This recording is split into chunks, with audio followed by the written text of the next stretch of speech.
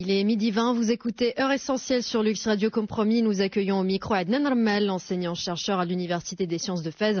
Il a été nominé pour le prix 2015 de l'innovation pour l'Afrique. Nous allons en parler avec lui justement tout de suite. Bonjour Adnan Rmel. Bonjour. Merci d'avoir accepté notre invitation. Merci de m'avoir invité. Vous êtes le bienvenu. Alors, il faut postuler pour faire partie de la liste des candidats à ce prix de l'innovation. Pourquoi avoir candidaté ?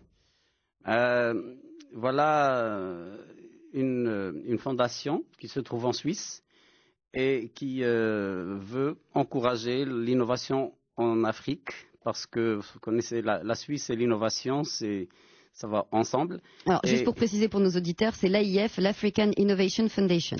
Yes, African Innovation Foundation ne se trouve pas en Afrique, elle se trouve en Suisse. Et les fondateurs sont des gens qui considèrent que le meilleur moyen de développement, c'est l'innovation.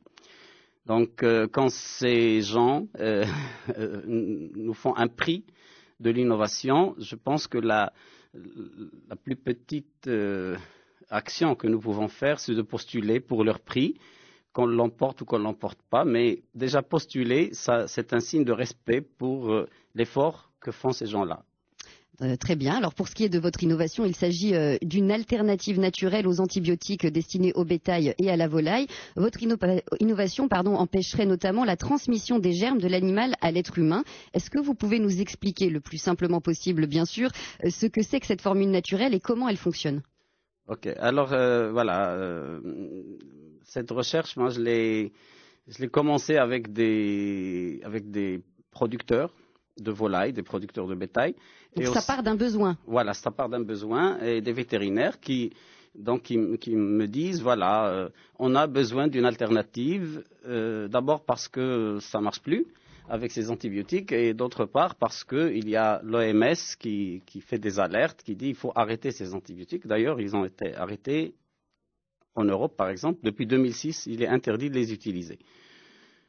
Donc, en faisant le tour un petit peu des professionnels, je me suis rendu compte qu'il y avait des problèmes avec des bactéries, des problèmes avec des parasites et des problèmes avec des mycotoxines, qui sont donc des substances sécrétées par des champignons. Et que sur le marché international, il y a un produit pour les bactéries, des produits pour les parasites et des produits pour les mycotoxines. Et ce que j'ai fait, c'est tout simplement d'abord de changer des substances chimiques par des substances naturelles, sur lesquelles je travaille depuis presque 30 ans, qui ont une activité antimicrobienne supérieure à celle des antibiotiques. Mais c'est quoi? C'est végétal? C'est des huiles essentielles, c'est des substances extraites à partir des huiles essentielles de plantes aromatiques marocaines, comme le thym, l'origan, etc., et qui ont une activité, ça je l'ai démontré depuis 1993, ma première publication, il y a le professeur Tantawi al-Iraqi avant moi qui l'avait démontré, que ces substances sont plus efficaces que les antibiotiques. Donc j'ai pris ces substances qui ont une activité antibactérienne, d'autres qui sont aussi naturelles, qui ont une activité antiparasitaire, et pour les stabiliser, les mettre ensemble d'une façon stable, je les ai tout simplement inclus dans des argiles marocaines, comme le rassoul marocain.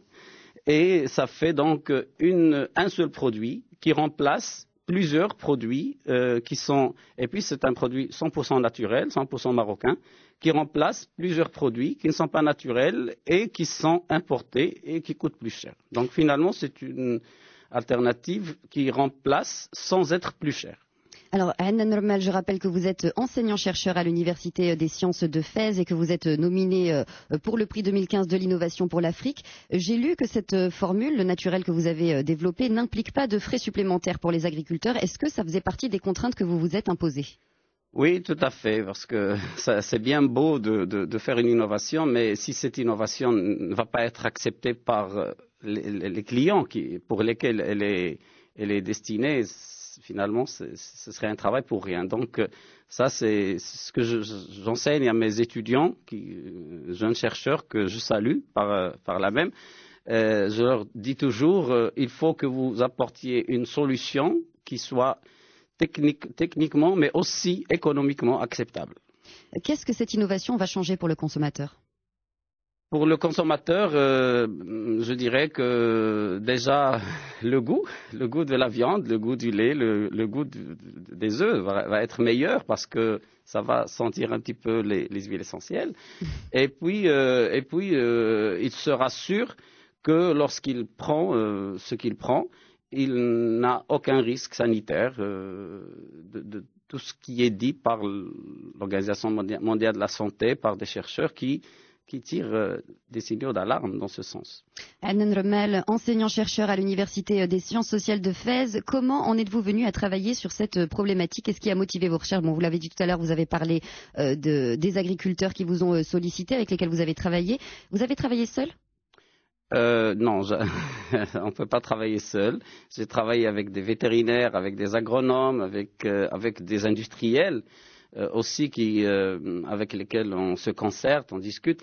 On ne peut pas travailler seul. Vous avez peut-être impliqué certains de vos étudiants. Oui, mes étudiants, c'est eux qui font tout. Je dirais, moi, je suis un petit peu leur papa, en fait, un bon étudiant, tous les matins, il arrive avec 10 idées, 10 par exemple, et mon rôle, c'est tout simplement de hiérarchiser ces idées par ordre de priorité et aussi peut-être de lui dire celle-là, on la laisse pour demain, celle-là, on la fait aujourd'hui, mais en général, c'est les étudiants qui sont la base de la recherche et ça, je l'ai toujours scandé haut et fort. Et je recommence. Alors, la cérémonie de remise des prix doit avoir lieu le 13 mai prochain au Maroc, à Sreerat. Si vous ne gagnez pas, qu'adviendra-t-il de cette innovation? Cette innovation, elle est déjà sur le marché. Il y a déjà une société qui la commercialise qui la fabrique, qui la distribue déjà. Elle est agréée par l'ONSA, que je salue l'ONSA pour les encouragements qu'elle a eu pour nous dès le début. Et il y a des investisseurs aujourd'hui qui sont prêts à mettre beaucoup d'argent dans cette société pour qu'elle devienne bientôt une grande société qui fabrique pour distribuer au Maroc, mais aussi pour distribuer dans le monde entier, parce que notre brevet il est valable dans le monde entier. Et ce sera soit une distribution de produits à partir du Maroc, soit des licences. Et ce sera l'occasion pour le Maroc de commencer à vendre sa propriété intellectuelle à l'Europe, pourquoi pas, mais au reste du monde. Ouais, alors, justement, puisque vous parlez de propriété intellectuelle, moi j'aimerais bien vous interpeller un petit peu sur les brevets. Vous en avez déposé 7 environ vous-même. Qu'est-ce que vous pensez du système de dépôt de brevets au Maroc?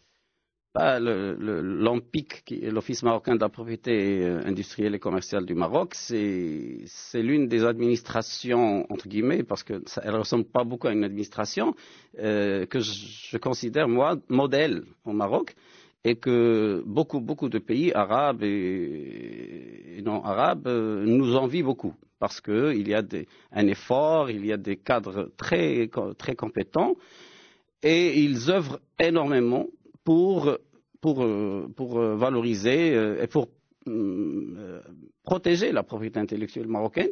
Et puis, bien sûr, comme vous savez, l'Office marocain, il fait partie, c'est comme une antenne de l'Office mondial. Donc, avant, quand on avait besoin de déposer, moi, en 94, je voulais déposer un brevet, c'était pas possible. Au Maroc, il fallait faire le déplacement à l'étranger.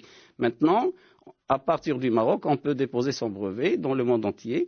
Via l'OMPIC. Donc, voilà, c'est heureusement que nous avons l'OMPIC.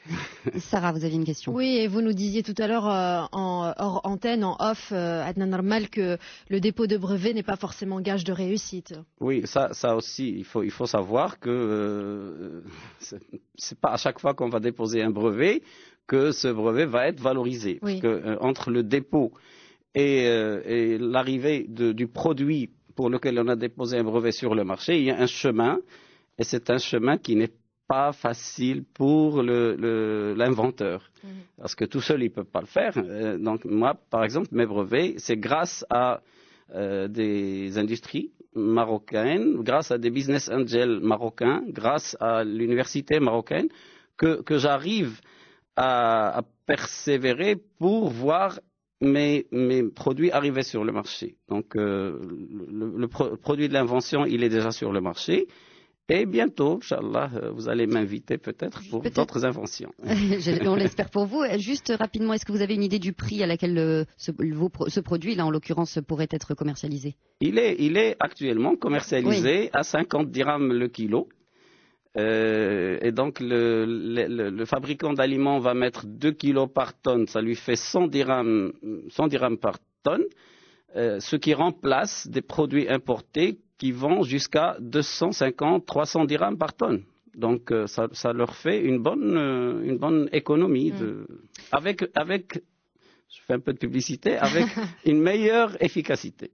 Largement meilleur. Merci. Adnan Remmel, enseignant-chercheur en biologie à l'Université des sciences de Fès. Merci d'avoir répondu à nos questions. Je vous en prie. Merci pour l'invitation. Merci. On vous souhaite bon courage, puisque la cérémonie aura lieu le 13 mai à Srerat, n'est-ce pas? Le 13 mai à Srerat. Écoutez, Adnan Remmel, merci beaucoup et bon courage. Retrouvez bien sûr l'intégralité de cette interview